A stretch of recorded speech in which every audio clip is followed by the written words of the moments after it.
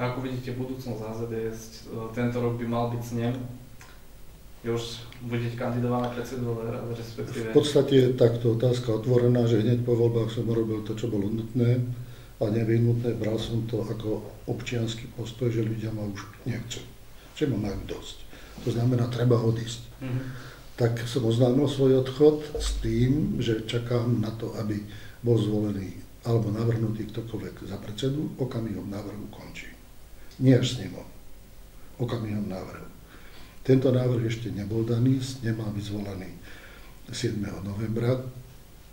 Tomu je ukončenie vo funkcii predsedu HZDS.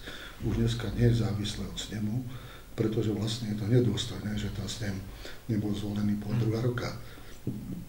To už je vec, kedy aj ja nemôžem pracovať naplno, lebo vždy je to isté dištančné obdobie, aj druhý nie je, takže tam nejako žijeme, prežívame veľké nerovnováhy.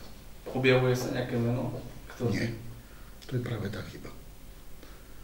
Že to potrebuje ešte nejaký vývoj, aby to dozrelo, aby prišiel ten, ktorý bude vedieť za sebou potiahnuť. Pretože my dneska sme postavení mimo dotácií štátu, mimo sponzorov, čiže niekto musí prísť, ktorý bude aj zdroje vedieť akumulovať, ale bude ochotný prijať pozíciu toho, kto ide do boja. Do boja a do boja s nositeľmi moci a so systémom moci.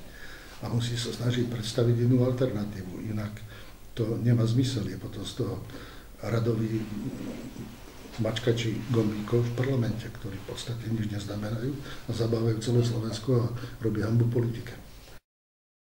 Ja by som chcel, keby nejaký odkaz ľuďom, keby viete povedať. Nie, môj odkaz je ľuďom, že všetko, čo sme robili preto, aby ľudia mali právo si vybrať. Ale právo výberu je aj zodpovednosť za to, čo si vyberú a ako rozhodnú. Takže majú, čo chceli a majú sa, ako chceli. Ale nemuseli sa mať tak, ako sa.